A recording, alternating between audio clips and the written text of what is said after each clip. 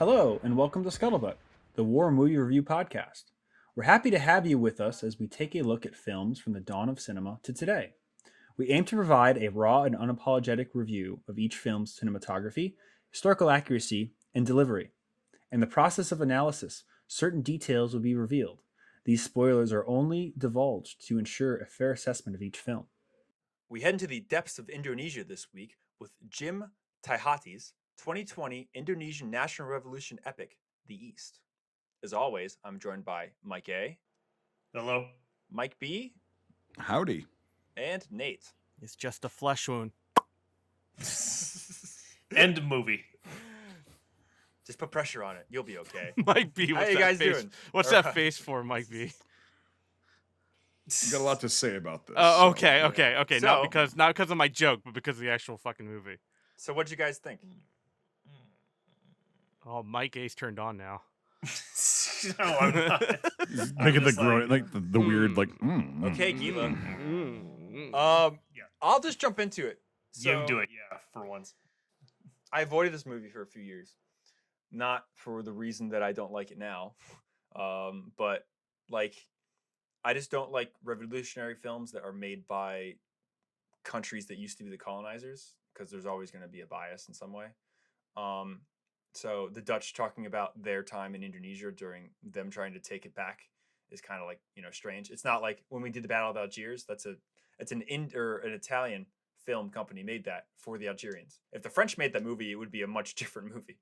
So, yeah, I avoided it, and then finally it's like, let's touch on it. The trailer looked cool. It's, whatever. First thoughts, very cool sets at points, some really cool props. Other than that, they had some cool historical things that were real to the era and to the fighting in Pacific and like all these decolonization battles. Other than that, it's a meandering piece of shit that doesn't know what the fuck it wants to be, and it's really boring, and I don't know, like I thought the first 20-30 minutes of it were really good, and then it just doesn't know what to do, and then just kind of just doesn't end, and then yeah, it's got two strange storylines that's hard to follow as well, and it's, I don't know, very disappointed. Not because of my original attention of like, oh, they're just going to paint the Dutch as like these amazing people that they were forced out of the country. No, it's just a meandering piece of shit. Like, I don't know. I had such high hopes because we'll get into it, some really, really niche-y stuff about the late 40s in Pacific, and I was very surprised. But other than that, like, yeah, not to be a broken record, but it's a meandering piece of shit. So It's overwritten. If you want to think of it that way. And I the first, I don't know, 45 minutes, which felt like 2.5 hours. Yes. Yes. I seriously like looked at it. I'm like, I'm not even halfway through this fucking thing. It feels like I've been sitting here for 3 hours.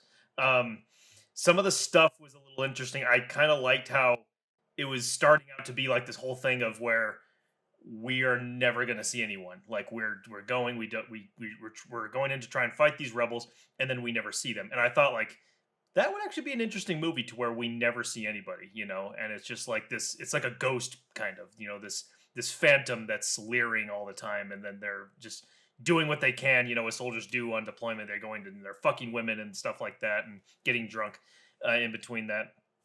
But then it went into this whole thing with the stupid Turk, and I'm like, fuck this movie. I hate this. And I can't believe I sat through the entire thing. thank you for your service. It's for your service, actually, our viewers. We suffer so you don't.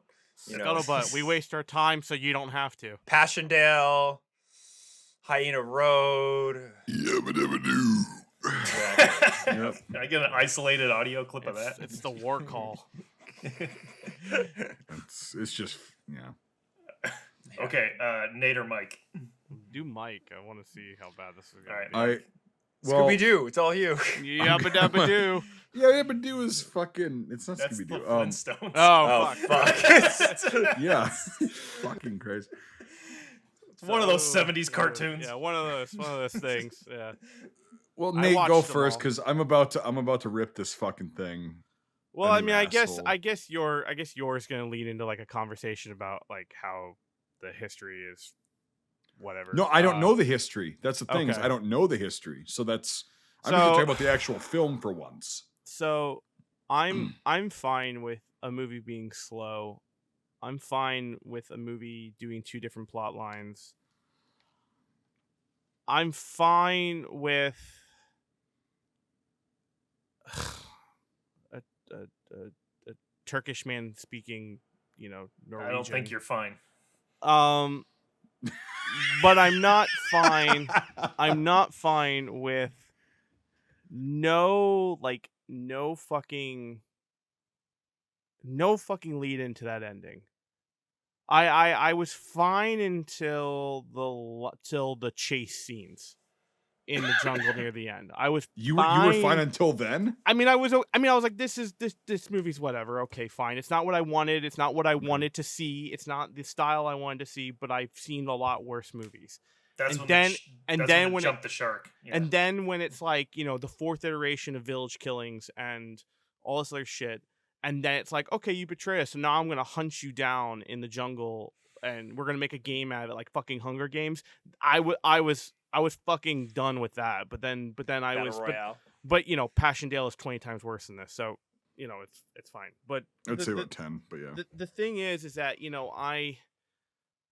I that whole thing until the end, and then that whole end part of the movie, and the whole like seeing his like buddy in the street and all that kind of stuff, I couldn't follow any of it, and it was just mind numbing. And then the last bit when he shoots himself, spoiler, in the head, It's quite the spoiler. I literally out loud said, "What the fuck did I just watch?" my wife was next to me, and she's just like, "Oh, or is this another shitty movie? Is this like Passchendaele 2.0?" And I'm like, "No, it's not as bad." But I verbally yelled, "What the fuck did I just watch?" Some because upbeat music starts playing. There's no lead in. What I've done. It's a very upbeat post-war Indonesian music. Like, what the fuck? 1976 is going to be the year that we go to the top of the Jakarta charts. Like, what the fuck? With that fucking ending, I went in Linkin Park to roll it out. Anyway, it just was Ghost of you. Yeah. I just Smell didn't. like Bob Dylan's song. Was it la la la la la la la la? He's sitting there dead. Yeah. I mean, it literally does do that though in a way. Yeah. We should make a reel where it's like the Willy Wonka song or something, like pulling away while he's dead, or like this. I might make a version or two of what we want at the end of that movie, because this movie was. I was so hopeful for it. I wanted it to be good. At first, He blows his brains out, 25 and then it goes to the end of the Gladiator, where he's walking through the field. Yeah. Wheat field. Yeah. I wanted to like it, but it just kept pulling me down this fucking, what the fuck are we doing?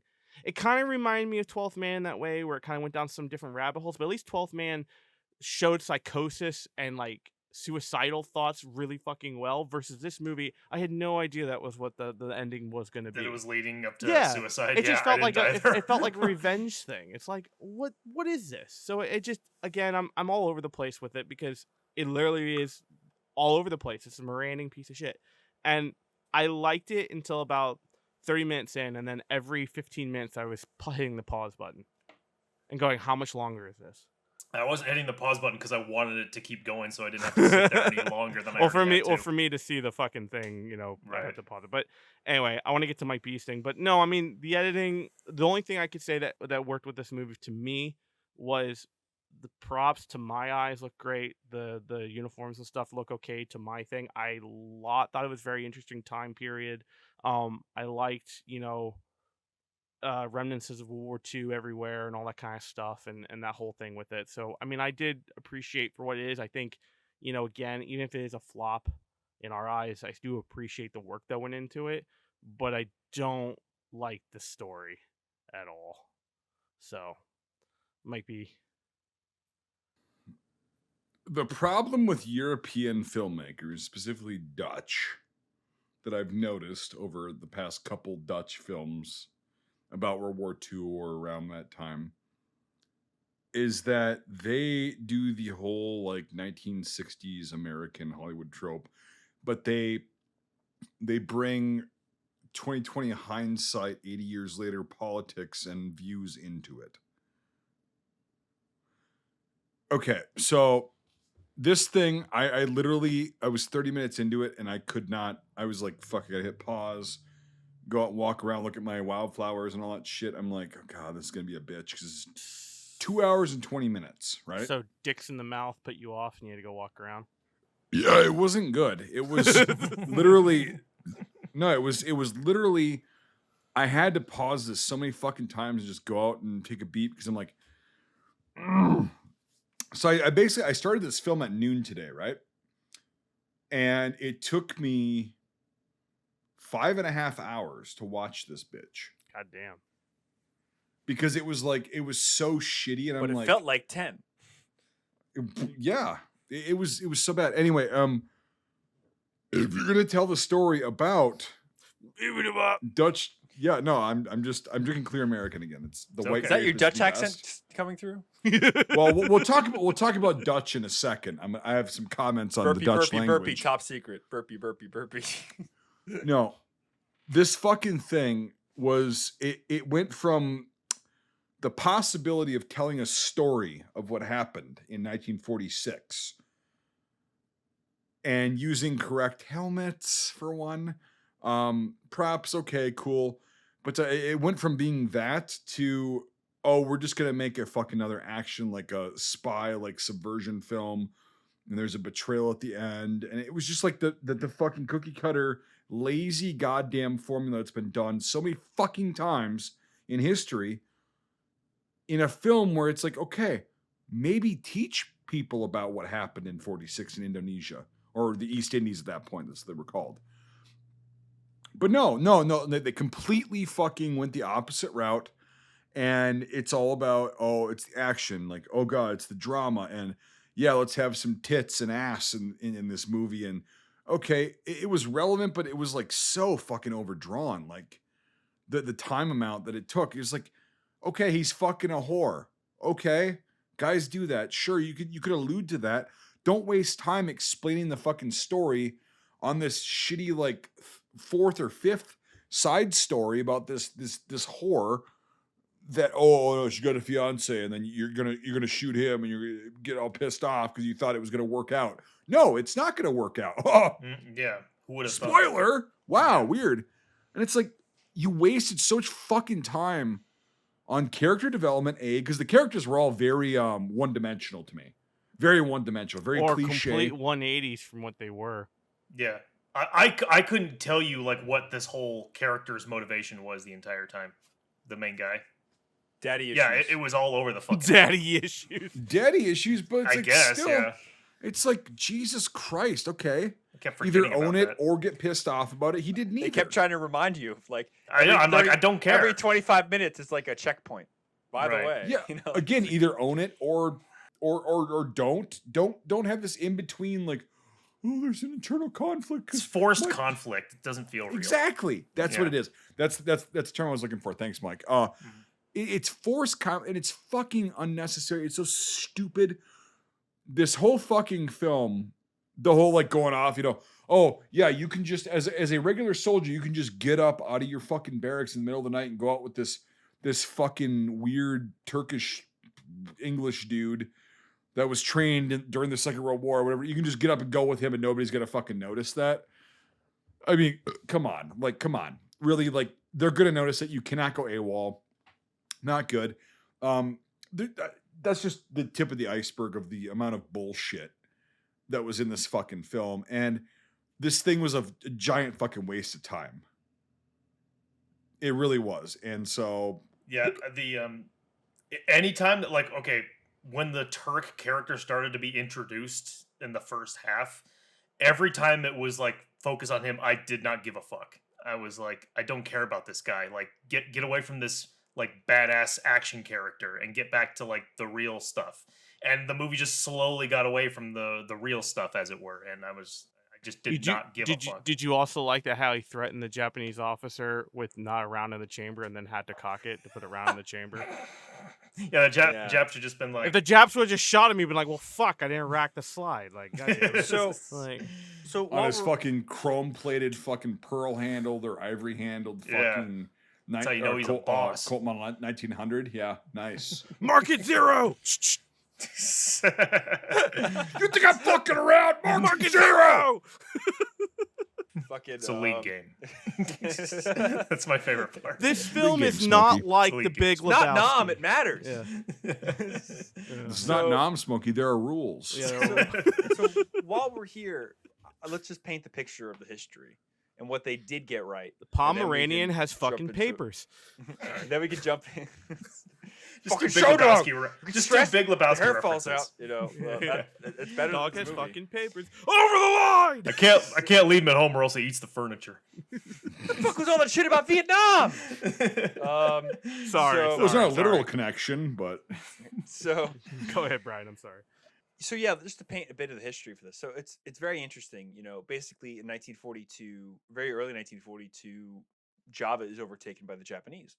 You know, the Dutch were weakened from the war in Europe at the time, and they had lost their mother country. So the colonies, they're called the KNIL, which means basically the Netherlands in Java or in Indonesia. And they were there, you know, for 300 years. They had established a colony in Java and oppressed the Indonesians severely. Like, you know, just like the French did, just like the British did, just like all the European nations did. Even the Germans had colonies not that far away, New Britain, and Micronesia and stuff. So, you know, part of the African colonization also included the colonization of Africa in the late 1800s or earlier. So anyway, the Dutch were there for fucking ever, and they just, you know, fucked over the Indonesians every chance they could get to mine and use the heavy resources that existed in the East Indies and in Java. So the Japanese show up and they promote their idea of the co-prosperity spear. And yeah, by the time the Japanese are just invading Java, the Javanese are supporting them and telling them where the Dutch are and where the Americans are and where the British are, because 300 years of colonial rule, here's another ruler or an option for freedom. Fuck yeah, fuck those dudes. So for 3 years, basically, it was Japanese control, and the Japanese were just as bad as the Dutch, but they were focused more on fighting the war than, you know, mining the resources. So the Javanese time during the war was mostly just trying to not starve, because the Japanese ate most of the food. But there's a period of time at the end of the war where the war is over, the Japanese surrender, and nobody's there. So not just in Java or Indonesia, but all over the South Pacific, all these countries just they declare independence and make their own governments. In Vietnam, they raised the first Vietnamese flag over Hanoi in September of 1945, and Ho Chi Minh has a parade, goes into the city before the French arrive, and he's deemed the new leader of the country. And these countries that got basically fucked over in Europe, they lost their mother countries, were so mad that they made sure that they were not going to lose their colonies. And these people that literally suffered through the horrors of the German, you know, Gestapo finding people, forcing them to fight for them, hunting Jews, went out and did these same things to their colonies. You know, you see it time and again. You see it in Algeria, like when we did the Battle of Algiers. You see it in Vietnam with the French, or Indochina at the time, and you see it in Indonesia with the Dutch. The Dutch were not going to give up this colony, and they literally had the British there for a few months before they can get their own troops there to fight them. So you think the Javanese really were happy that there was another force there? So it's really crazy. You know, basically, the Europeans are kicked out, and they have to fend for themselves for years. They prove to themselves they can fend for themselves, and then the Europeans want to come back, and they want their spoils. They want their empire. They want their colony, and it doesn't work. And thus, you have these revolutions all over the world. You know, the Second World War is very important because it shatters empires. After 1945, empires do not exist as they did before. The best example is Great Britain. You know, Great Britain basically gives up its empire because of the Second World War and what they suffered. And they say the biggest thing that broke the last straw on the camel's back for the British Empire was the snowstorm in 1946 that basically socked the whole country in 10 feet of snow. They had to ship coal in from Canada. It was really bad. And that's when they started to say, we cannot support the empire. In 47, India goes, and that creates the long line of 30 years of decolonization. So it was a pretty crazy time where, the Javanese are fighting for their independence, but the Dutch want their glory back for their colony. And in the middle of all this craziness, you have a problem of shipping. The biggest problem during the Second World War was shipping. George C. Marshall said the only thing that kept him up at night was shipping. Because how are you going to move all these fucking people around the world? Well, when the war ended, the opposite problem existed. How are you going to move all these people back to where they were? And it was all about priorities. The first people that got priority in the Pacific were the POWs. They wanted to get those guys home as quick as possible. So they left. And then it was the old timers. The very last people on the list to get out of the respective countries they were in were the Japanese. Japanese soldiers did not get repatriated until 48, 49, 50. Like, literally. And there were so many guys that were in these different countries, Thailand, Vietnam, Indonesia, they were actually employed by the new governments, the Dutch or the French, as soldiers to fight against communist revolutions and local indigenous revolutions. So you literally have Japanese soldiers that are ordered to fight Viet Minh soldiers in Vietnam during the 40s, or fight the Indonesians in Indonesia in the 1940s as well. So it's this really fucking crazy dynamic. You have enemies fighting with enemy, or on the same side of enemies because they're just there. So to bring it back, I really thought it was cool that they had Japanese soldiers in this. I was kind of blown away because that's a very misunderstood thing. I didn't find that out until like the 150th book I read about the Pacific. Like, I had no idea that these like tens of thousands of Japanese soldiers just languished, waiting to go home because they didn't have enough transports. So that was really cool. And the sets were really cool too. I thought that was neat. Some of the camouflage was neat and things. But that's the background to where we are. The Dutch wanted their colony back, and they were going to move heaven and earth to do it. And by the time they arrived, the Indonesians had their own shit working. They even had their own television channel, like fucking like news network and shit. And the Dutch weren't going to have it. And they initially were backed up by the British, and thus you have this 4-year war that just gets worse and worse and worse. So that's the background. Mm-hmm. And is, other than the Japanese, for that one scene, how much of that is in this movie, would you say? Not at all. But the fact they had that once, though, is interesting. And it's like, you guys did that. Like, the jungle suits they're all wearing, really cool. 100% correct. You see a lot of photos with that. That was neat. And the other thing I liked, too, was I liked the first 20 minutes of this movie up until they see the fucking decapitated guys with the dicks. Because the actual fear... Sorry, the way you said that made me really laugh. That just made me laugh. Yeah. Yeah, dicks. So the actual fear that you see in everybody is amazing. I love that scene in the rice paddies where it's like, you don't know their language. They don't know your language. You're afraid the fuck of him because he's a rebel or knows rebels. And he's afraid to fuck of you because if the rebels are watching him, he's going to get beheaded. Like, that tension that they have in the very early scenes when they're patrolling, that's like, if they were wearing fucking jungle fatigues and shit and they were speaking English, that would be the best Vietnam War movie ever made. Right. Because that's like the My Lai tension that you all hear about. And that nobody wants to be there. Nobody wants to interact with you. And you're all afraid as fuck of each other. And I thought that was beautiful. But then it just turns into this horrible fucking meandering piece of shit. See, I thought that tension was going somewhere. That's the thing. Like, I thought this was going to be to where it's like, we cannot find the enemy. And then eventually it's like, they start, out of frustration, maybe start shooting these villagers and shit like that. I mean, the stuff that you hear about in these kind of situations, and where that tension breaks finally. Well, they built that up too with that guy getting shot in the river. Yes, you don't see anybody. You don't know where the fucking shot came from, but he's hit.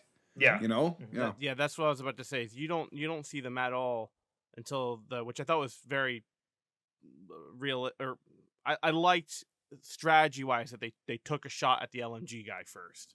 Exactly. Which, by the way, I thought that was a good. It could have been the front guy, like it always is in a movie, but I liked how they went that way. But the one thing that I was gonna say was that we don't see the enemy until he goes in a fucking psyop mission with a fucking Turk man. And then the movie just goes downhill. The moment we start petering off the squad base army to this again, this psyop mission. The whole movie just unhinges from the whole thing you've been building at that point, it's about an hour. Yeah. And you've just derailed all the character development of everyone. Like I say, every time that guy showed up, I just did not care, you know? Yeah, I And don't that- I yeah, don't give a crap about him. I cared Yeah. about the main guy right. who we opened up with. Why Get does rid it of have this to be Metal Gear shit. Yeah, about I a don't like it. Turkish opera singer? Like why was do the I worst. care? I thought that was a dying like fever dream or something. I wasn't even sure.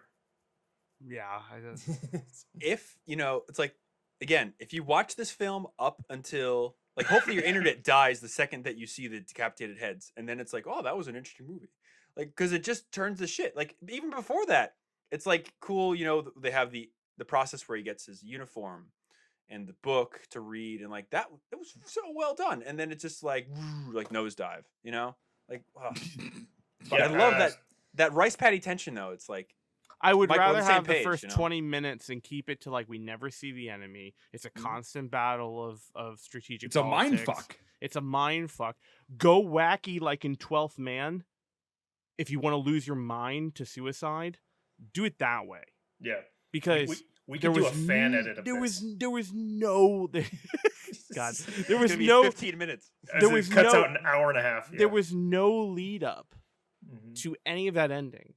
And I understand what it's trying to do because it's trying to get across that he could not process everything he went through. I understand the reasoning behind the ending, but there's no lead up to it.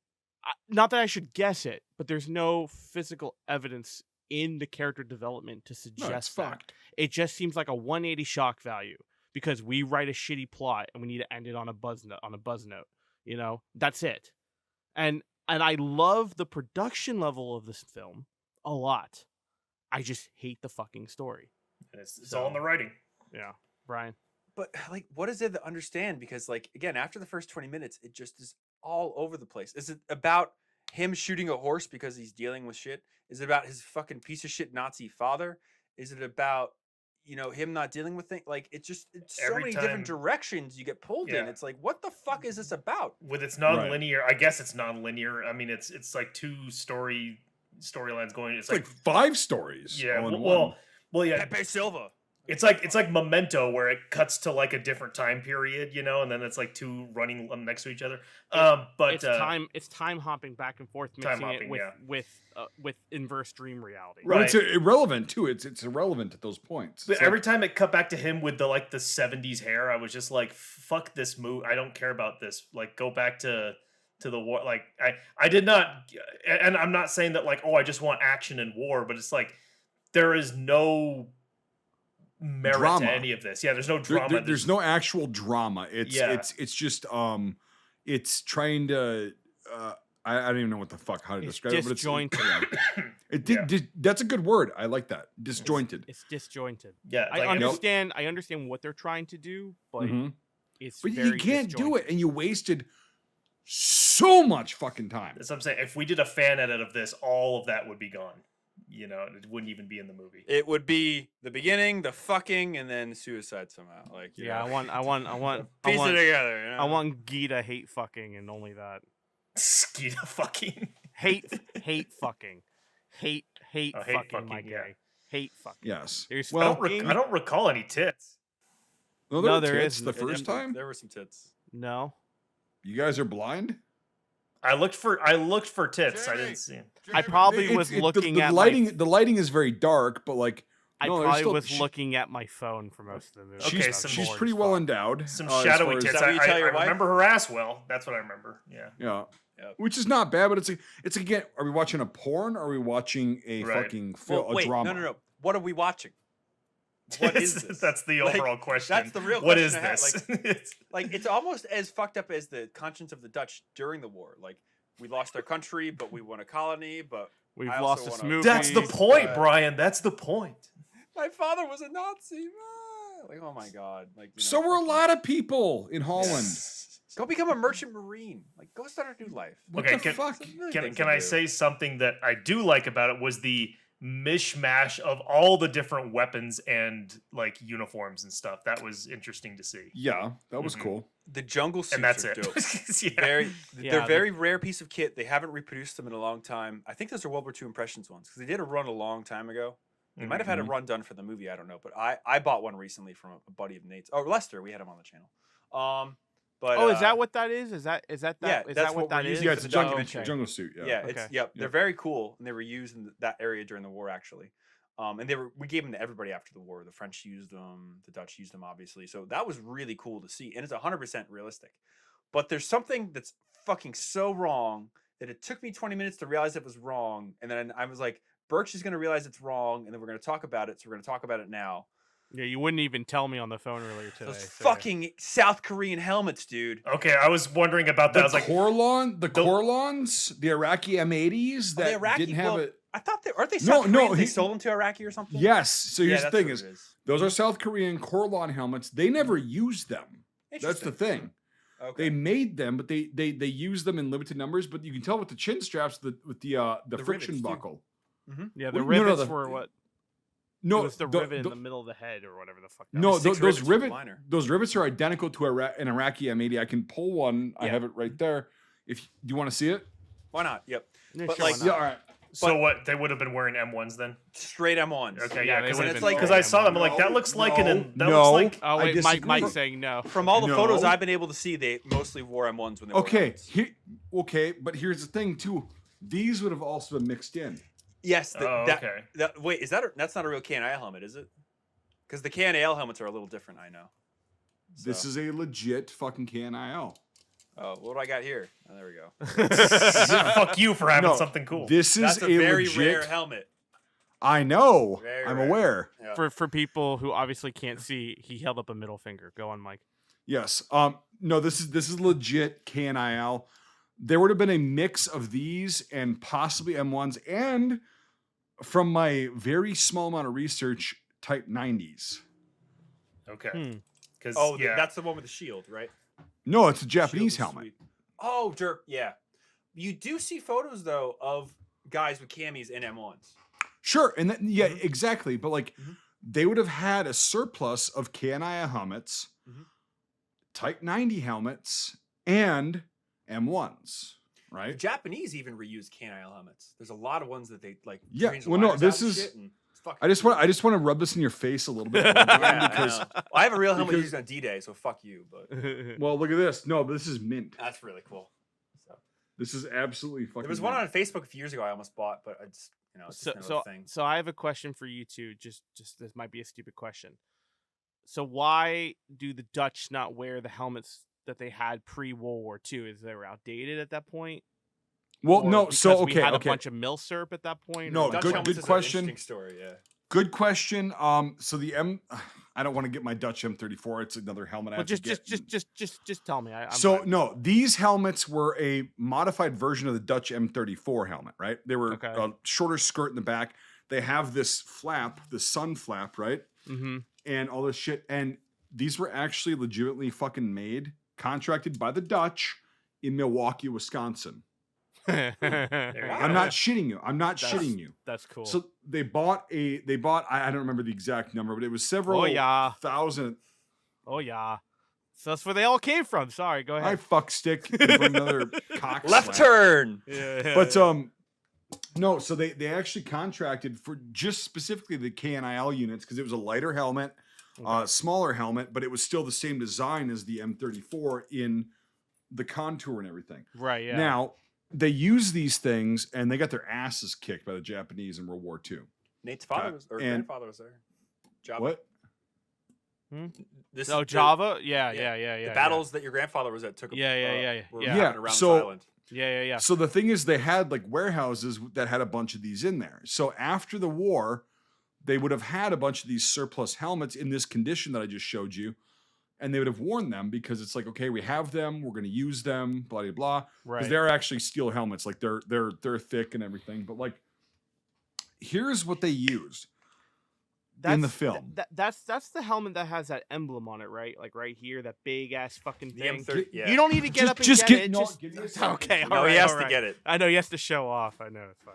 Fuck, you have a K&I helmet, you asshole. That's I cool. like how you're still hung up on that. That's a really rare helmet, dude.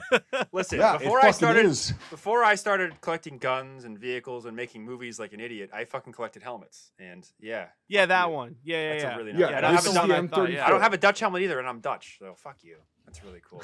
Yeah, I told Look you, at that! Brian. Look at I that told you, smile! Brian. Look at that Yeah, smile on his fuck you. face. He is so loving this I right know. now. So okay, we'll just do a little Very- profile shot. They're very cool.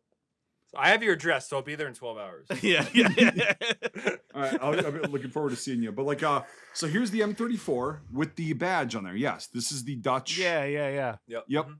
And so they would not have been wearing these in the Dutch East Indies. They would have been wearing this fucker. Okay. And also it's funny, a little side note, the Romanians loved this design and they bought a shitload of these fucking things.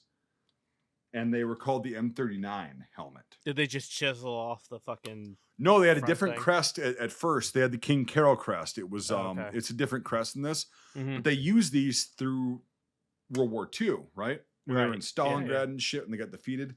Yeah. And so, yeah, but the Romanians used this design and the Dutch used this design until after World War II and they went to the M1 like every other European country, Western European country. Right. Yeah. But yeah, Brian, just a little bit of a flex. And No, then- that's a big flex, and I'm very jealous. That's very cool. dude, I told you, I know helmets. I That's- fucking love them. And Yeah, well, I that's fucking that's a rare so one. this is what they were using in the film. Okay. This is an Iraqi M80, an original one. Check that out. You can see the stamp. Yeah. So why were they using that then? Because it I looked have like no it looked fucking- like the other well, one, I guess. No, where in 2020, where the fuck did they get a bunch of South Korean fucking Corlon M80 helmets? That's what I'm wondering. Yeah. Not even that. Like Indonesia. you have jungle suits that are Oh, very actually, expensive. yes. Indonesia probably had a bunch of surplus, and they probably Well, where'd they used shoot for it? that. To the Indonesian I can see army that. use I'm pretty damn sure they shot it on location. Because look at that this. looked Look at like this. Indonesia. The back, the rivets in the back. It's a fucking it's a Hold on, South I'll Korean. look it up. It's a South Korean manufactured Damn it. M80 Damn it, Corlon look it up. helmet. Right? I just looked it up. It's filmed in Indonesia. There you go. So did Indonesia, one of you Jamies down there, can you look up if the Indonesian military ever purchased helmets from South We have some Korea? followers. We have some listeners in Java. You Let's can see if look they that up, chime in. Nate. So, Okay, well, that's gonna be. Yeah, no, fucking because I'm actually fun. curious because it's actually not that easy to get them. Oh, also the I have the chin strap up, but like the they're literally- Indonesia. Can I they're even literally spell it fucking first? Iraqi M80s that South Yeah. Korea produced from 1980 until fucking.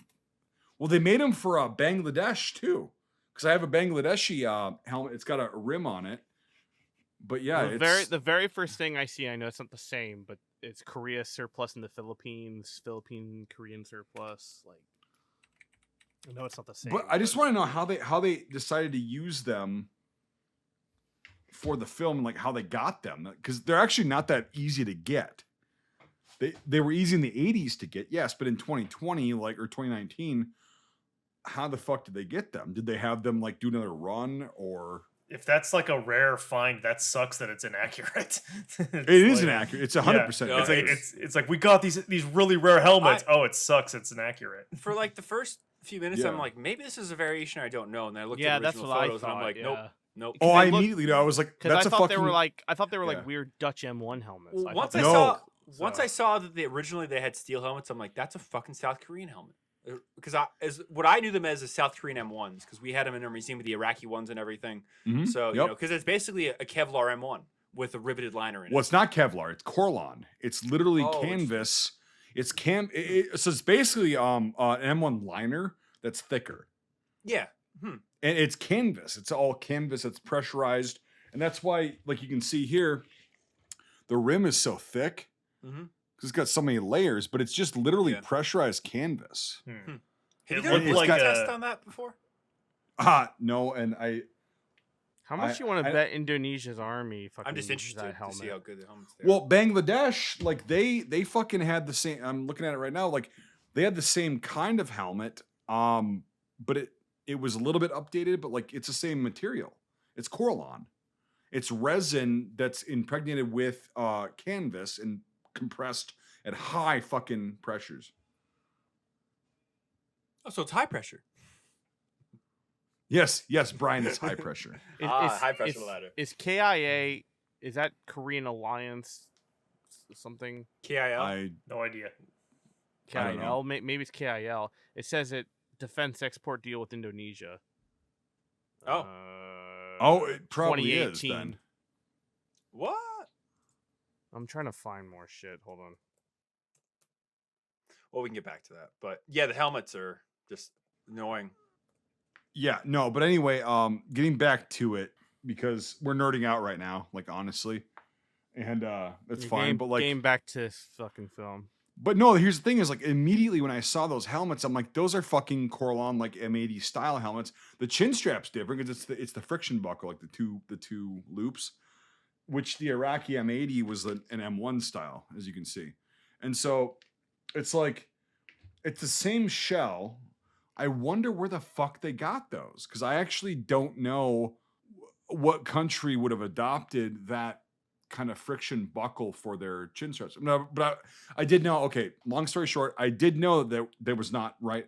A, they're too thick to be steel, right?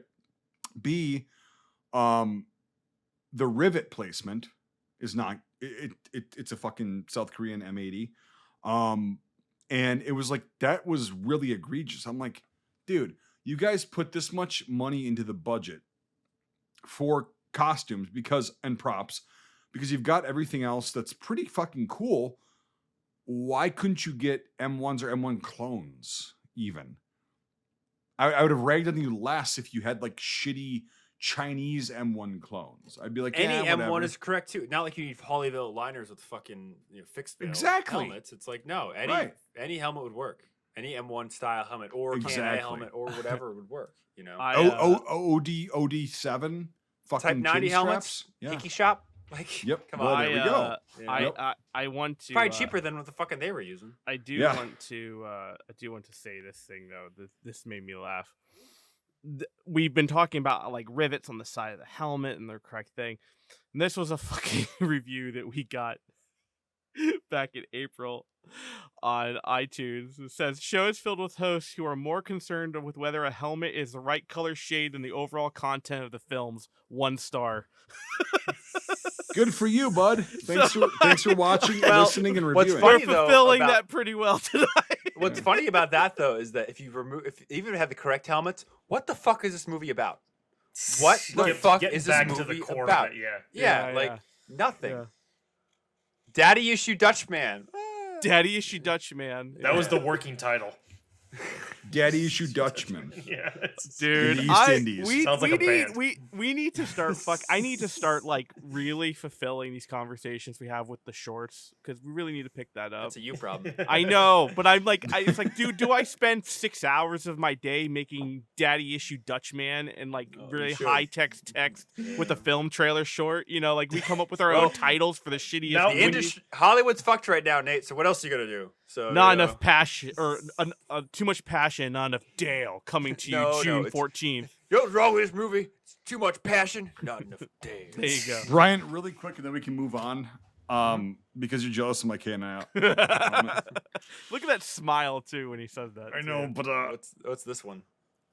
this is a KNIL Mhm. that was captured by the Germans Oh, wow. Ooh, that's interesting. and relined. Yep. Huh? Captured? And Well, where would it repainted. have been captured from? Or is that just so? It's a KNAL that's been recaptured, or an M34? So where No, would it's they a have captured the KNAL. KNAL? So I know In the. Holland, in their warehouse.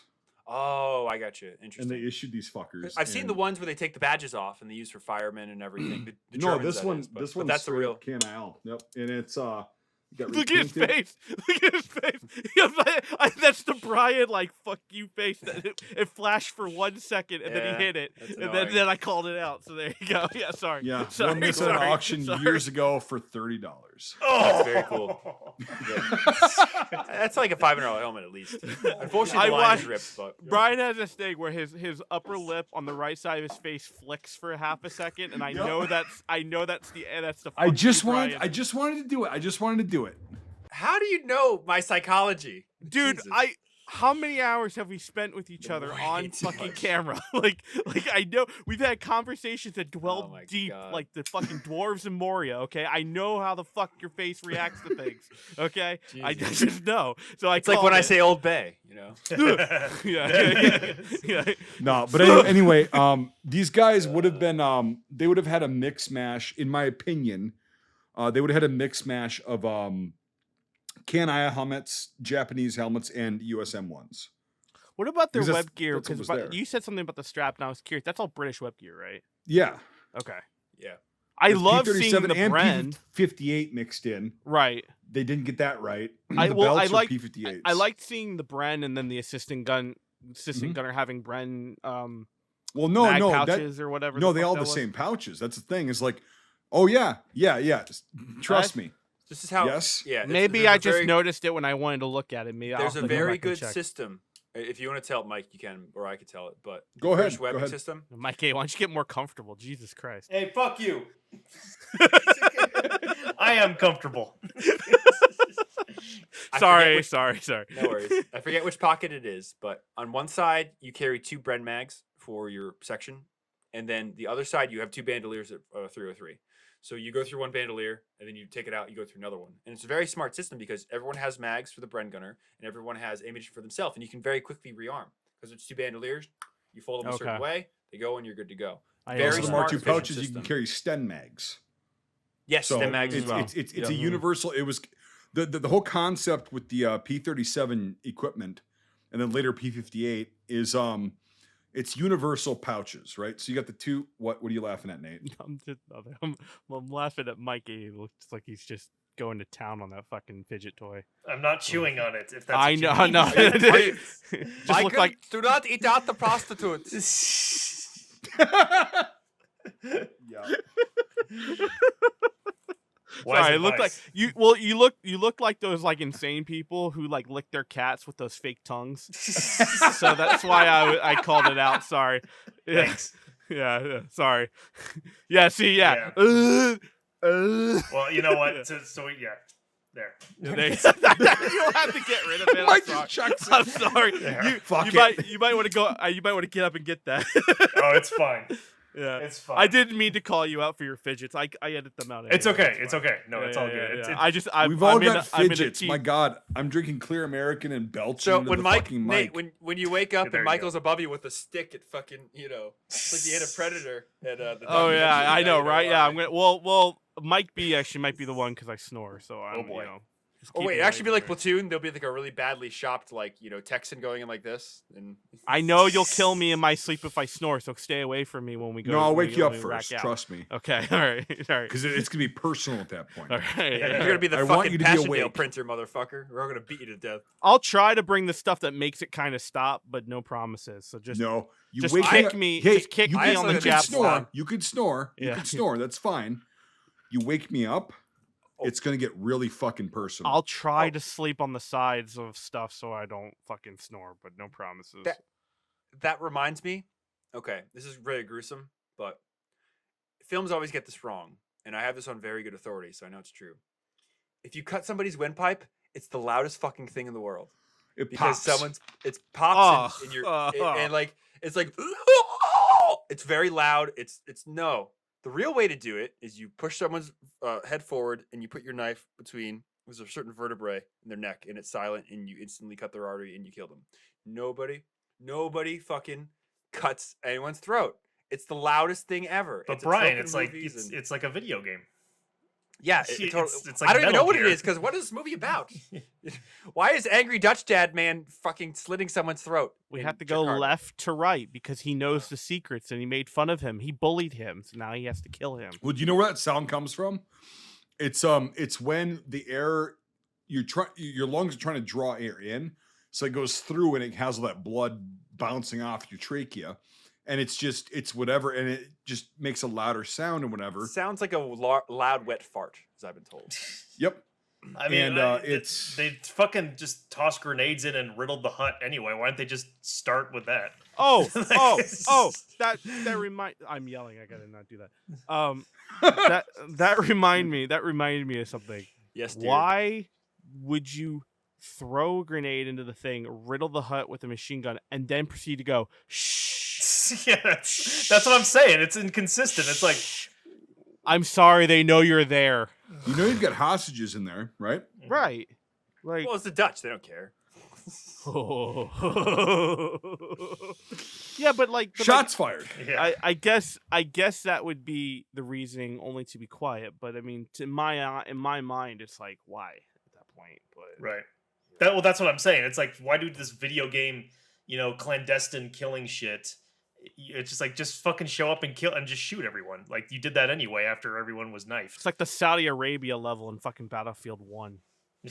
They're all dressed up in those fucking Lawrence of Arabia stuff. It's I like, don't come know. on. What was the point of doing that anyway? It just, I don't even remember what the outcome was. What was the point of that? Like that what were they he even doing? saves, it's the first PSYOP mission for him to become undercover with the Turk or whatever. What were they doing though? They were rescuing those girls, the guys' daughters from 8 bad guys. With hand grenades. Oh, I thought they were Yeah. just people who lived there. I didn't. No, so they He said the terrorists took over his house. So Okay, So I didn't no, think they were prisoners. So to rescue the hostages, they threw fucking frags into the main hut. The thing that stops frags. Right. know, Yeah. And then Straw. loaded an Straw. entire fucking M3 mag into the Right. fucking. Oh, we Yeah. just killed the prisoners. That was the first thing. I'm like, well, that's a cool M3, but you just riddled all the prisoners. Like, fuck. Indonesian hardwood houses are known to absorb all those explosions. That's why so many existed after the war. And bamboo's strong. I Yeah. I don't know. Like, again, this is just a meandering. And- Just Right. Should we go into IMFDB?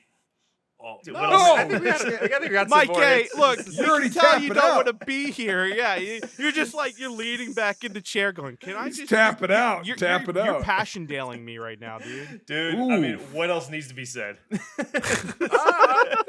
I hear ya. We did spend 2.5 hours of it. I guess we should, We should at make up for least that. make half of the time up in the pod. There's so, more things to talk about. For example, low ready carry. Oh my god. Yeah, that's Yeah, just something I've kind of you're, given up you're a on. big fan of that. Yeah. You're a big I- fan of that. Right, Except for our fucking production. it's on the but, poster of the fucking let's movie. go. Yeah. Yeah. The fucking Like- idiot in the back of the Jeep was like this with it. Yeah, I'm just Yeah. Okay, I did guys, like I'm on patrol. I did like how they had a steady progression of Fucking hate that. Lee Enfields, and then they went to M1s though. I did yeah, like that was. I guess that's true. I guess I guess that's accurate. I don't know. Dude, you personally just sound like you want to hate fuck this movie. And that's literally what I'm getting. You're just like, I don't fucking care. Why am I here? Michael Like, that's what Ackerman you're doing film right presents now. Gila, a Dutch film about the occupation in 1946. It just starts with completely hate not fucking this. and then goes into a patrol about where they can't find the enemy, and then it ends. Hate fuck it like whatever her name was. Yeah. Sorry. Was What there were you saying, any- Brian?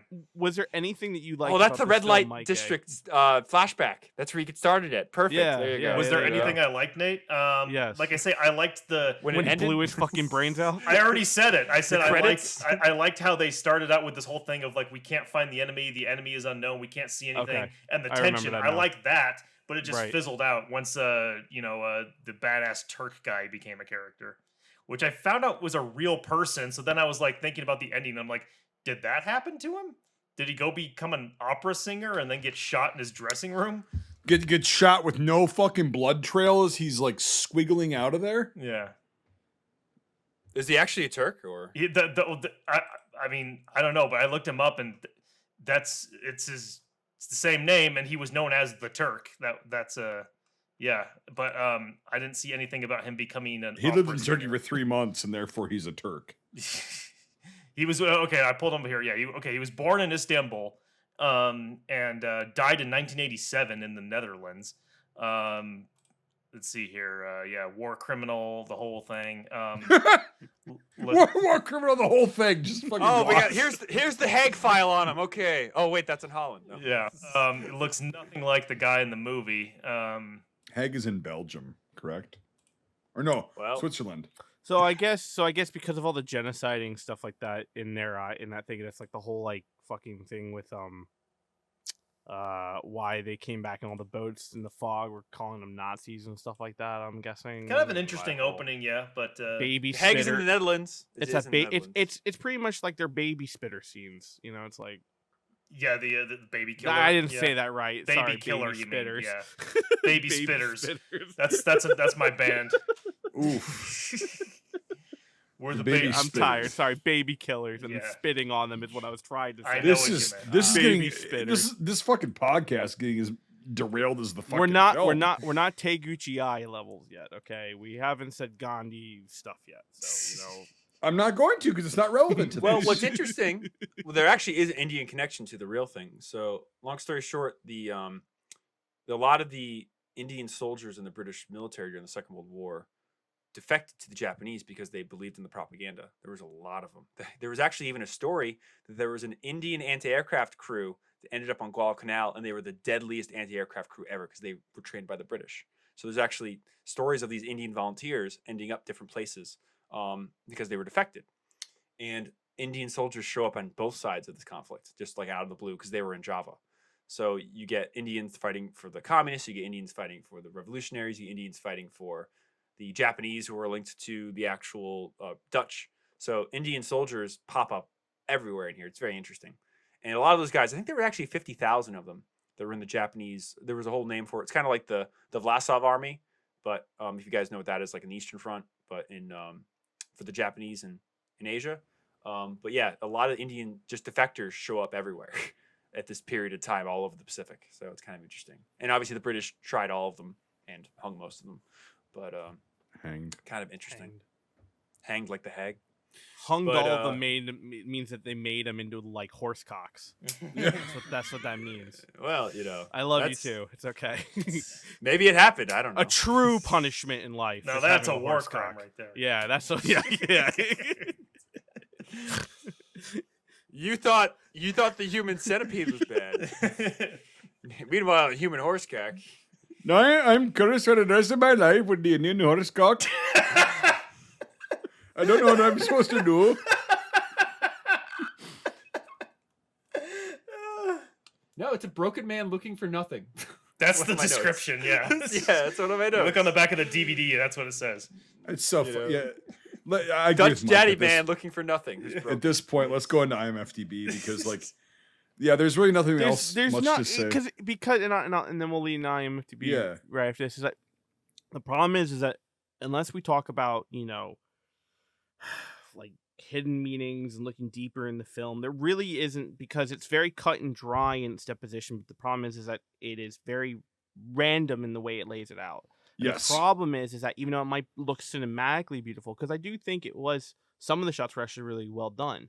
However, it is not like Thin Red Line cinematography.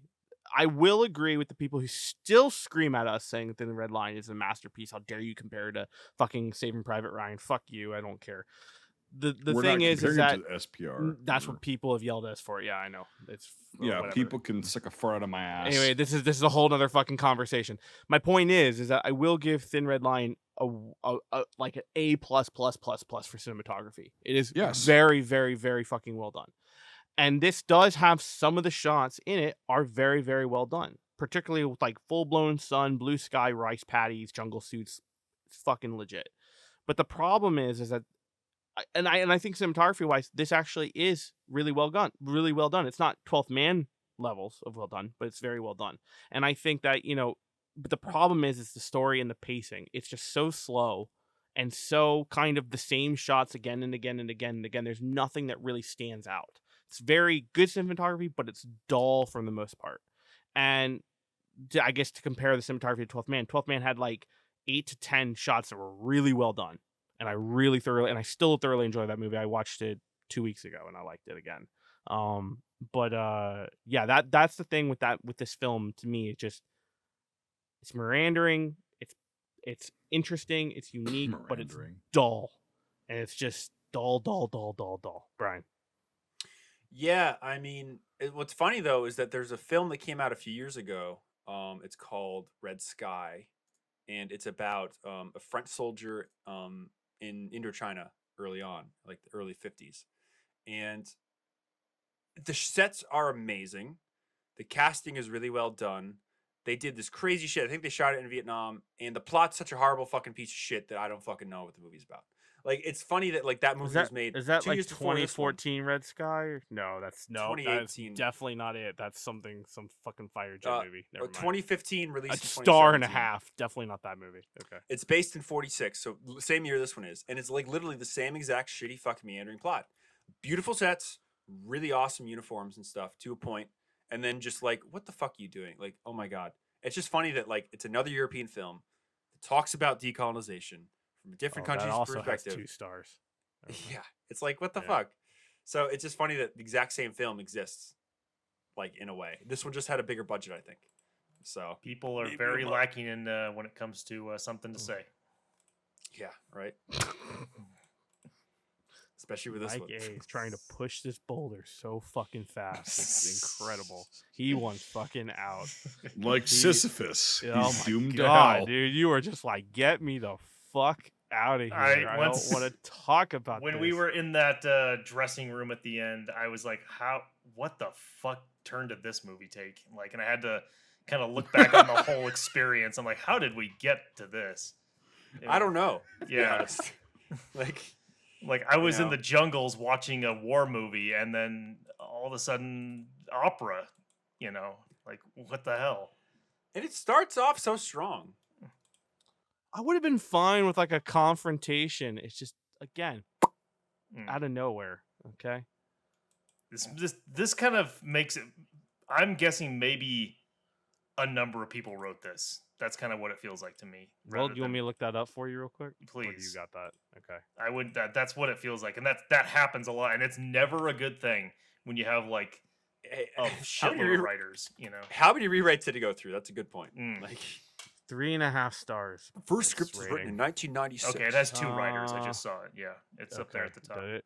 Oh, thank you. Sorry.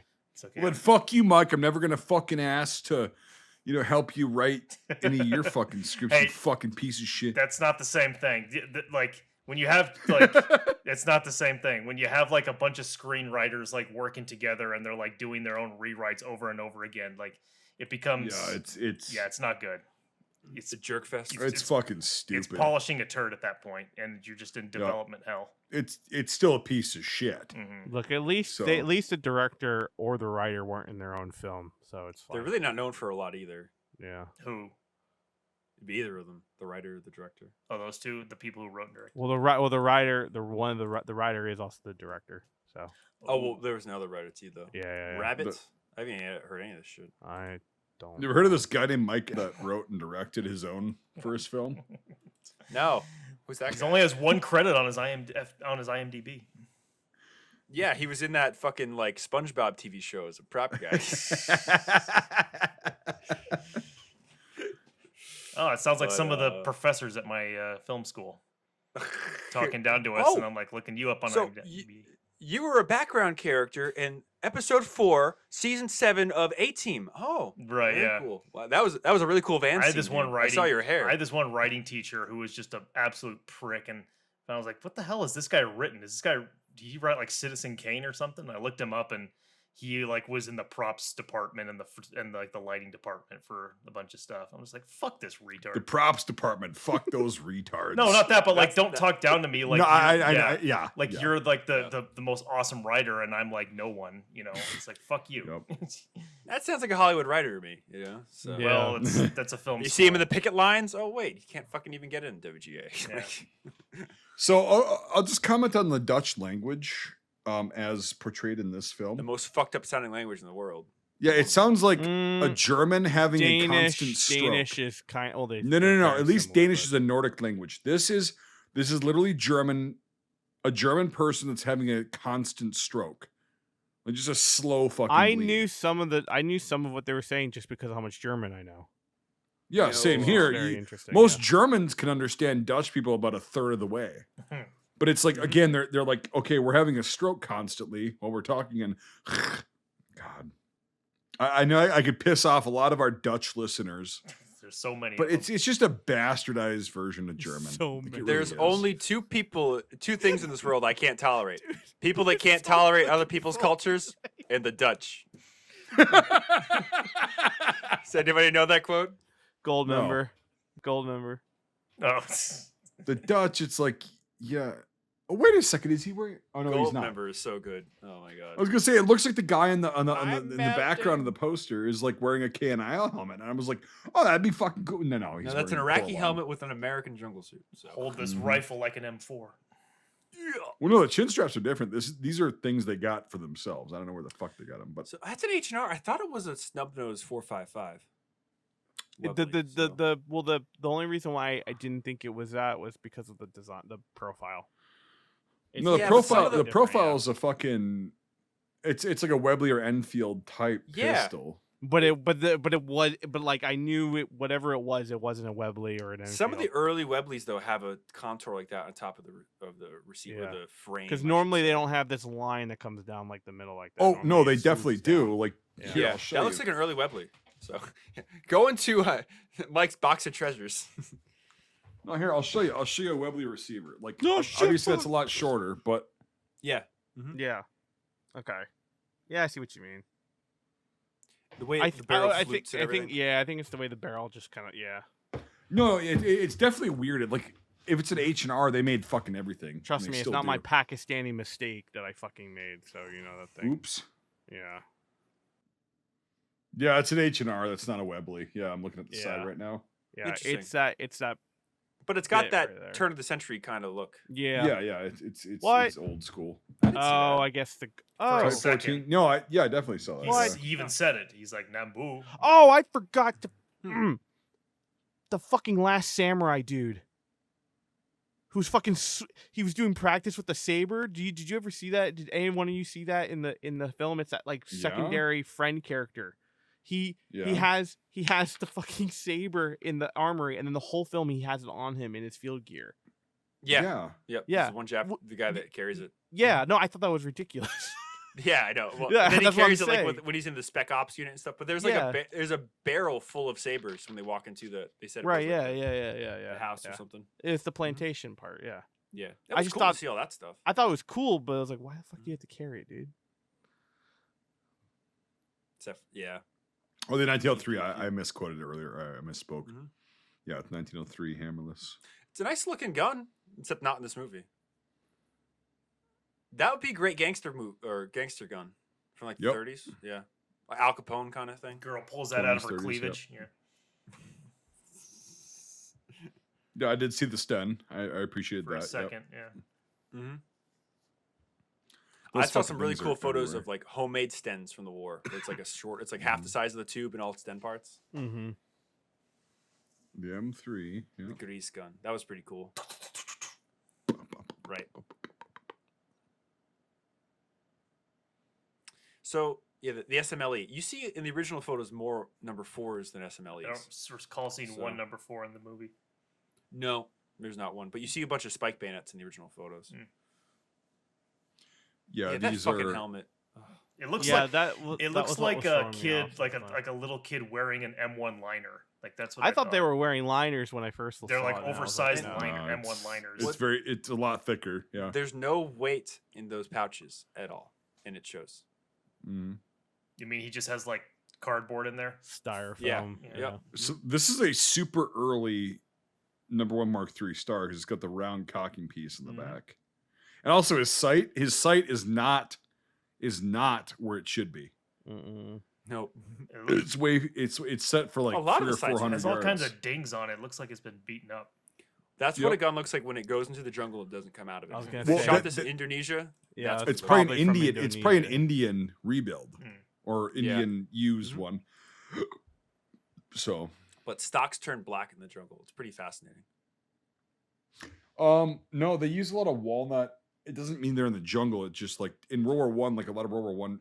It's just moisture in might general. be, but I mean, like Arasakas, a lot of them that come out of New Guinea are black. The stocks, a lot of the Vietnam Yeah. War bringbacks are all black. It's moisture that gets underneath the Yeah. finish. That's exactly, what it is. and just prolonged exposure. Like Sean Mhm. has a fucking Indochina Berthier that's fucking like insane, and it's black. Black. And it came out of the Yeah. Yep. jungle, and it's just cool as fuck. He's also that Mosin he's got. That's the Vietnamese one. Yep. the you got that Mosin he's got. for $60. Mosin. What? No, you'll hear it. No, Just go you're ahead. here. Okay, all right, fine. I'll hear it when I've read it myself. Hey. Yeah, this scene was strange. popping the collar. Well, you've been doing all the research. Are these correct uniforms, Brian? Yes and no. I mean, it Okay. depends. The tunics the soldiers are wearing aren't that good. The officers kind of okay though, but the They fact he look popped like his they're collar, wearing the collar's way too HB. big. It looks like they're wearing HBTs. Those are Type 98 uniforms. No, that's fine. Okay. Yeah, you're right. Yeah. But they're bad repros. That's why they're such a fucked up color. Right. They should be more faded and everything.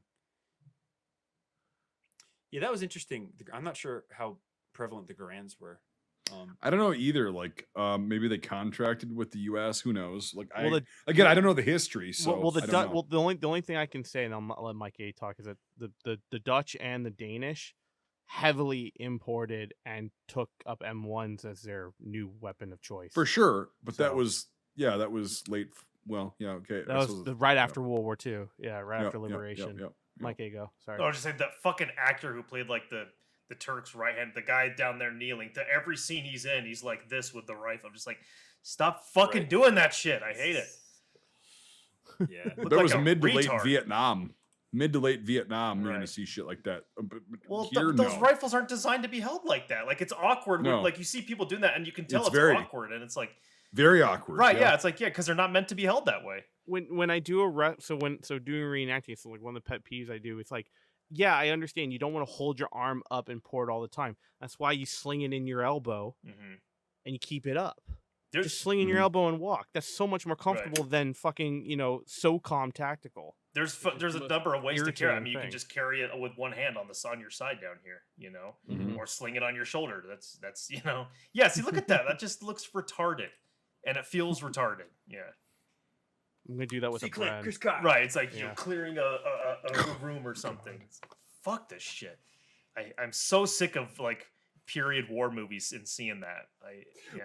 We should shoot something at the dock where we're making fun of that. Where it's We moving, definitely like, could, modern yeah. soldiers, it's like clear. I made there was someone posted a clip from some war movie I hadn't seen, but it was a World War II thing, and a German guy's doing that with a K98 like this, and I just commented like, "Can we stop with this shit?" And it actually like got a bunch of votes up. Fucking Parallax guys do all that stupid shit. Fucking guys that just want to make films about shooting as many Russians as they possibly can, like on YouTube. Fucking hate those. Oh guys. God, yeah. And that's the thing is like when I told Dusty Roads. when I had to tell Joe, one of the actors in Reveille, I was like, yeah, no, low ready, finger in the trigger well. He goes, really? And I'm like, yep. He goes, oh, and I'm like, I know it's gonna be tough for you, but he actually fucking did it. Yeah, none of them really fucked that up when it came Nope, to that. no, Yeah. they were all really Maybe good one at or that. two scenes where Joe like started and then he stopped. Right. You could see Exactly, because because he caught himself. But it's like it's Yeah. not noticeable, and it's like, Mhm. but even Joe, who has been trained meticulously on the modern shit, when we told him, hey, that's not accurate, here's how you should carry it, he fucking did it. There's no excuse for any of these fucking actors because their advisors sucked. That's what I'm That's gonna what say. it is. That's Yeah. what it comes down to. Yeah. Well, I get into arguments with people all the time who say, "Oh, that's such a stupid critique." Like, no, that's true. No, it's not. Yeah, Yeah, it's like- it's a really big detail. Like Yeah. it's very because like look at all the original photos. Mhm. None of them are carrying at the You will fucking never lower high see a ready. photo of that. And- No. And not to mention the fact that carrying a bolt action like English style straight stock Mhm. rifle low ready carry hurts Oh, because your hand has to go in an angle that it's not It's, designed. I said for. those rifles it- were designed to be carried that way. Yeah, low ready carries Yeah. for a pistol grip. It's not for a fucking old style Exactly. Exactly. You know? It's mid Yeah. to late Vietnam and then forward. Mhm. That's what it is. Yeah, I think So- it came out of those like the USMC they were doing experiments with like quick reaction forces and like small platoon style tactical teams, and that's where it was born out of. They were like, During Vietnam. yeah, like 68, Yes. 69. That's when they started Yep. the idea of experimenting with it. Well, even And like that the, idea carried into the. I'm military. not like an expert on the M16, but like even the M16 with that like carry handle on the top, like that's still like an old way of like carrying your rifle, like with one hand down by your side, like that. That's what's called fucking Trail- bounding movement. Okay. It's the German bound. So doctrine. you actually only use that when you are picking, like when you're moving forward. It's called individual movement techniques. When you're picking your rifle up and you're moving forward to another place of cover, that's what that was. It was never designed. Mhm. I've talked to so many Vietnam veterans, and it's still true today. Yeah, Brian, do you want to compare dicks? We can fucking. I'll get my we can SP1 right now. That's the nice one. I do. My favorite thing with the M16 is holding it like this. Right. That's the best thing about the Well, and carry handle. that okay. So I was just gonna get That's to that. That's awesome. what I was just gonna say. And then Nate, I'll let you go, buddy. But like, it's most of the Vietnam vets and the post Vietnam vets and everything since then. I'm like, have you ever used your carry handle? They're like, yeah, a couple times when I just needed to grab the fucking thing and like move. But most of the time I just grabbed it like Brian just did by the magazine well, the front of the magazine well, and like wrap your finger around there. And that's what we did. It's so comfortable. Yeah, that's what we did. And it's like, I've done that before. So the carry handle was designed, in my opinion, by people who it was just like the M16 in general, it was a good concept for the battlefield. It was, they didn't ever have like actual experience, but they were like, if we put a handle on it, they can just carry it, trail carry. And yes, guys in Vietnam, there are plenty of photos and guys that have told me that they would lazily carry it, but it was not a very commonly practiced thing. Brian. I'll make it really quick because I don't want to piss off our Apple guy. We talk about helmets too much. But what do you call it? I don't think he's listening. I think we're okay. The AR-15 has its lineage in who was it? I forget his name now. But Eugene Stoner wanted to produce a firearm for him and his wife to go shooting that was light. And I'm pretty sure that the original one, I mean, yes, it had a cocking handle inside the chart. Maybe it was, I don't know, but I think it was just an aid for him to trail carry when he was hunting, because he literally built sporting rifles for him and his wife to use because he was in the aerospace industry. And then it became this thing because other people liked it. And then yada, yada, it's the best rifle ever made. So I wonder if that's just from him wanting to carry trail, or maybe it was a protector for the charging handle. I don't know. The original one. Yeah. It's just interesting to think about because it's a civilian, it's civilian applications that eventually became military. And the FAMAS too, like it's got the charging handle up there underneath the carry handle. They're horrible ones, yeah. Yeah, but like, so who knows? I actually don't know that answer. So Nate, talk about carry handles, and we should move it along because I know Mike A wants to end this fucking podcast right now. I'm good. No, but to talk about the carry handle adaptation. My understanding, my own personal research for that, LMGs are a big kind of deep dive for me.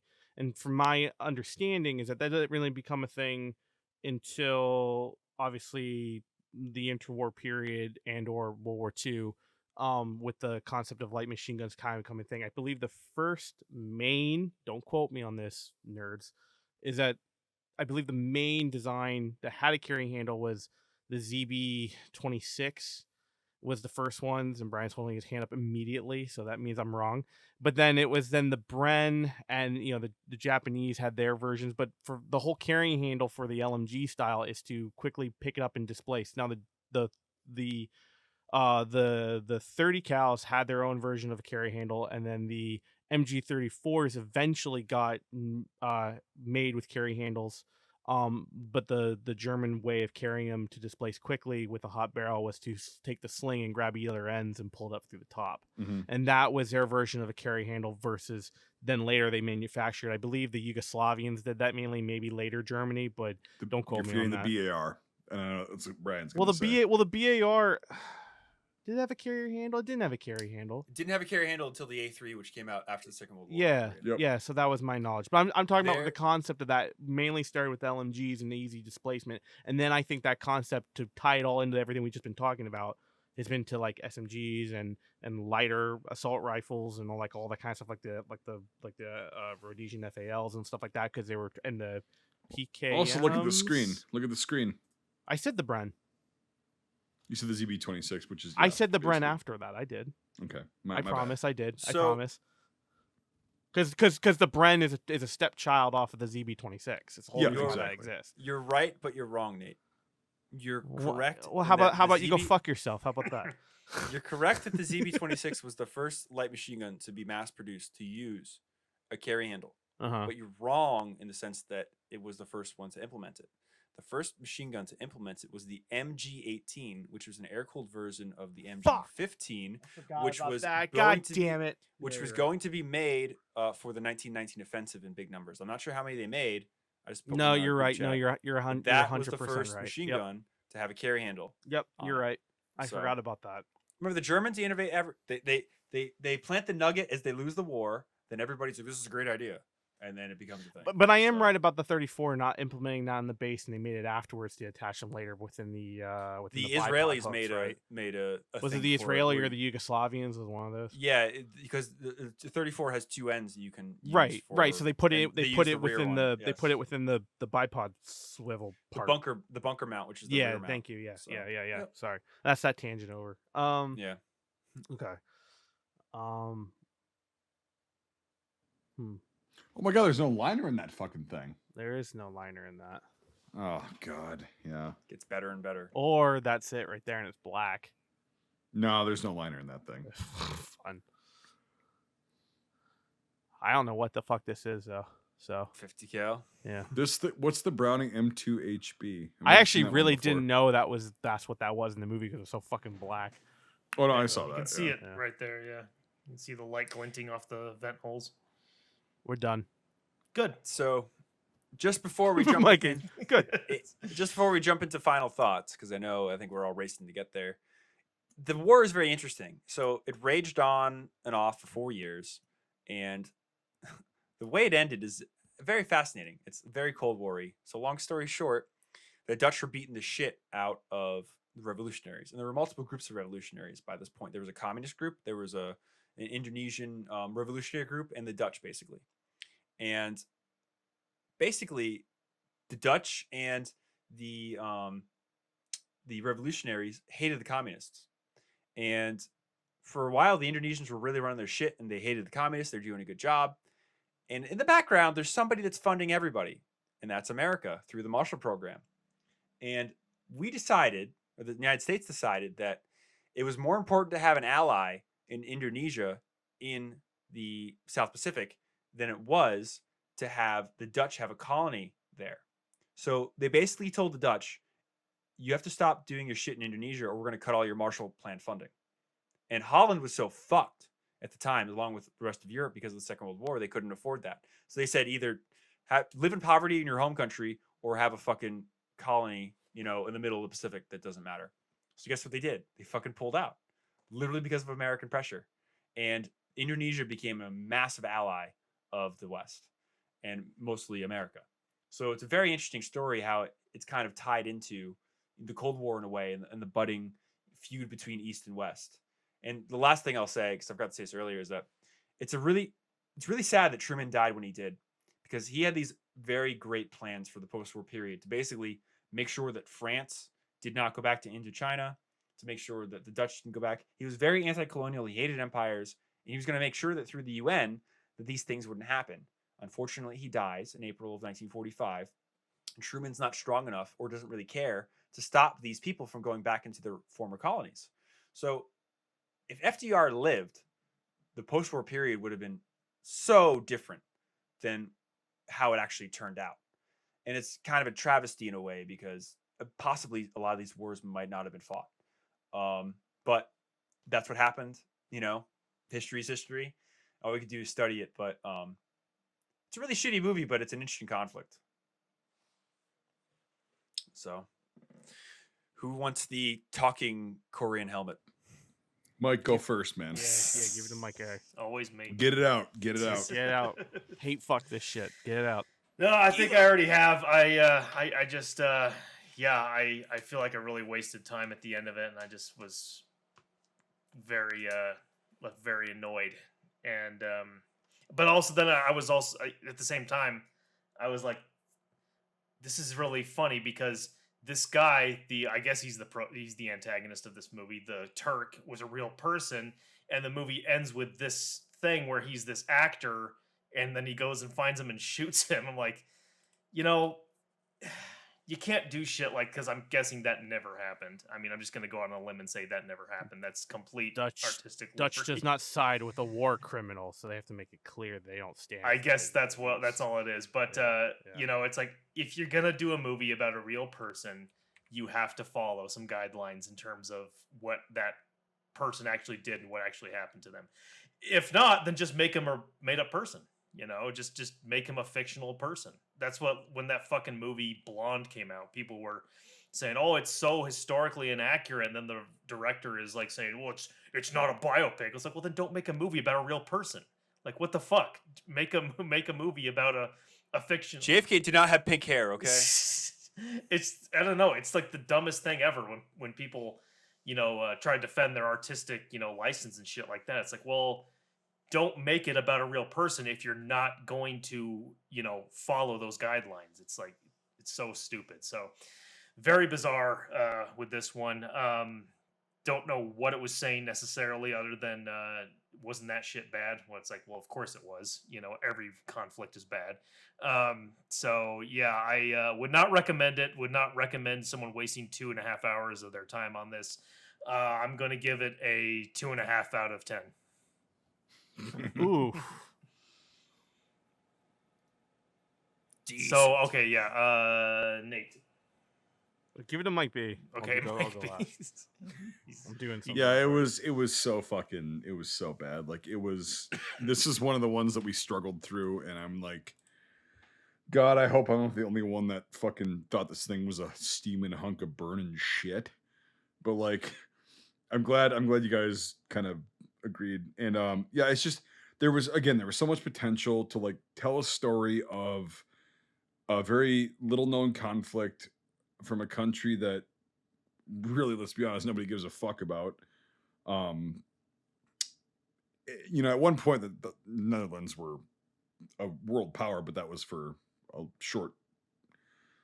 hop and a skip. Anyway, and so, post World War II, it would be cool to like show, okay, the Japanese, the fucking everything, like Brian was saying earlier about the context of it. But no, it's just focused on fucking an Indonesian hooker, which is like, yeah, if I want to see tits and ass, I'll just go to Pornhub. Who gives a fuck? And wasted time on like this stupid fucking story about, okay, now these guys are an elite unit. They're gonna go out and it turns out, it's drama at the end. Fuck that noise. Like, it was so fucking painful to sit through. Yeah, some of the gear was cool, but again, the helmets, that for me, I was like, we're done here. As soon as I saw that, I'm like, we're done here. I'm not going to be able to like this, and I was right. So yeah, I'm going to give it a. I'll be a little bit more gracious. I'll say, don't waste your time watching this, but 3 out of 10. I like how you think that's better. That's funny. 3 out of 10. Hey, it's a half a point. I'm not judging you. I mean, I'm gonna be a little more kinder, but I understand. More kinder? A little bit more kind. How about that? You want me to use the Queen's English? All right, Nathaniel, Yeah, go fuck. ahead. Go ahead. So yeah, so like I again, I'm not gonna repeat everything I said already. I mean, it just, I like using Brian's word, which is meandering. That really is the fucking word of the day for this film. I mean, I understand the whole idea of trying to make it this and that, and suspense and non-suspense, and we can do better. There's a guy trying to do good. He's conflicted with the evil that's happening because we're guilty of the fucking occupation and the colonizing and all that stuff. I understand, but you could have gone 20 different directions and probably have made it much more digestible in a time period. If you wanted to do this route, make it an hour less. Like I think that kind of, Hounds and what Mike B says, it's like, we don't need this, we don't need that, like, et cetera, et cetera. I chimed on the cinematography. I like it. I enjoyed the cinematography for what it is. The editing, I enjoyed the editing. It wasn't like, Hyena Road in a fucking steel container, so that was fine. But the writing, I mean, the writing just was not interesting. It was not Passchendaele. I keep using Paul Gross's references for what's bad, but it really is. Paul Gross's films and writing and stuff is terrible, and I didn't hit that levels of writing, but it's just, I don't care about this and I don't care about that. So why do I care about this and why would I care about that? Because you didn't pull me in enough to care about this and care about that. So therefore, all this is meaningless. So that's what I have with the problem. Is it just is a long drawn out I can't say it now. Fuck. Meandering film about nothing that I can't grow with or care Meandering. about. Meandering. Thank Yeah. you. You just had to say it, and I could get it back in my brain. Who is Dyslexia- Miranda? It's Miranda. Dyslexia, dyspraxia. Sorry, people. with that. Lisdexia. Yep. Lisdexia. All the dexias. But You got a deck full of Dexia. 3 Mile Island was a real thing, people. Anyway, but no, it's a joke, Mike B. Just roll with it, please. It's not Let a me dick. have this. Don't take it so hard. Let me have it. Just let me have this. Please clap. Okay. No. No, No, it's a no. fucking Jim Bush reference. You fuck. Hey, Anyway. hey, penis. Get back on fucking topic and fucking convey your thoughts. Use your words, Nathan. Use your words. So I'm gonna give it a. I'm gonna give it a 6 out of 10. Screaming Mel Gibson's. Ooh. Oh, what the fuck, Wow, really? man. Yeah, I liked the cinematography. I liked the location shots. I liked little bits here and there that made it above average in the sense of that. I will say, unless you have the patience of a saint, don't watch this movie. I will say that. But I will give it Fair. a 6 out of 10. Fair. Yeah. Okay. Yeah, fair. I do appreciate the cinematography, and I do appreciate the on set locations and the production levels went into it. I don't appreciate the writing, and I don't appreciate the character development. It means nothing. So Okay. Yeah, it's not a lot to say to add on to what we said. I mean, it starts off strong, but just gets stupid and dumber and dumber and dumber. There's some cool historical points, like with the Japanese being in it. For the one scene, like the camouflage jungle suits, that was really cool to see. But there's no plot, and it's really stupid and meandering. You know, I wanted to like this. I avoided it because I thought it was going to be something else, and then I saw it, and I hate it because it's something completely different. I was So- not ready for what it was as well. No, I don't Yeah. think anybody was, because I don't even think the director knew it was going to be. Like, it's So such a shitty. fucking... Look at Mike's over the A place, face. He you know? didn't even know, and he just And- hates the time he wasted of his life. people that know the process that it takes to make a movie, like, I just wonder what got left behind. Like, this is what they were able to tell, you know, from all that work. Like, what the fuck? What? So, that being said, you know, I'm gonna give it a 4 out of 10, and my reasoning is that the first 20 minutes I thought were really good, and I wish that was the movie. You know, like, that was really cool. That tension that you get in the beginning is the closest that anything's ever come to showing the tension of that Cold War period or patrolling the rice paddies in Southeast Asia. Like, you know, of I'm afraid of you and you're afraid of me, and nobody wants to be in this situation right now.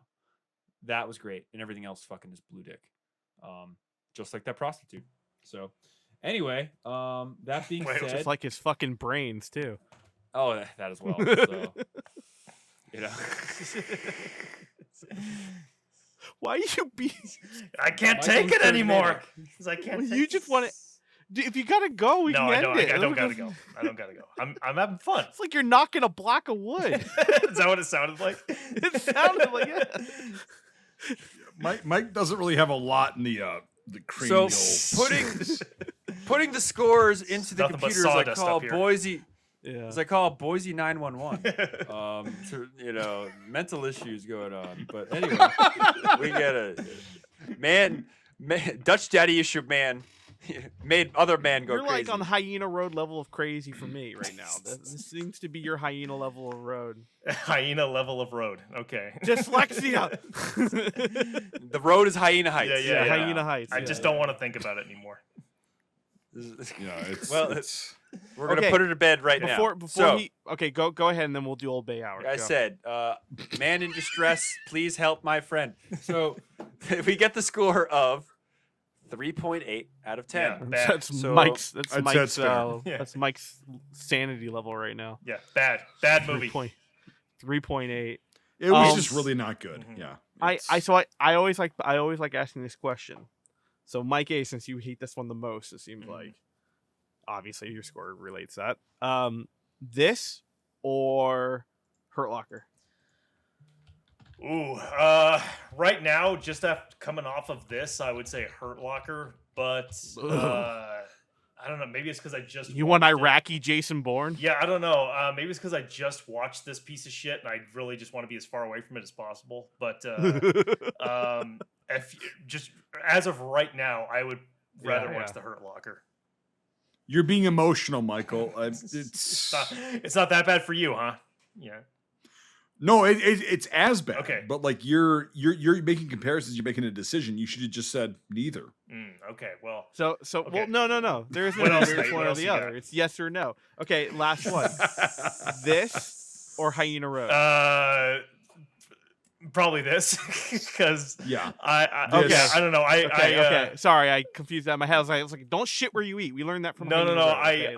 I really don't like Mr. Gross. So yeah, I don't like that. Mr. movie. Gross. Yeah, Mr. Gross.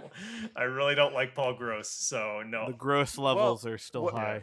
You know, every day you can learn something. And what I learned today is that if I ever need something out of Michael, I'm going to kidnap him, put him in a room, and turn this on. Turn this. But And yeah. I think I think by the time he sees the title card, he's going to tell me that I want Yeah, I'll be like, oh no. like, you know, like been there. He's going to start hitting himself. And you the know, minute like- I hear that, I see that black screen with those Dutch voices talking about fucking. Yeah, I'll know. I know it's not good. You know, that's probably a sentence you never thought you'd have yourself Yeah. say. I guess I can't talk, but fucking Dyslexia. There you go. Yeah, Right. Lysdexia. More like heat is- casualty. Dyslexia, yeah. Fucking- Yeah, heat casualty. No, I'm not fighting him. I'm just helping him with his heat stroke. So. So yeah, I'm gonna go Oh, down. God. I'm gonna go down a number of White Claws after this.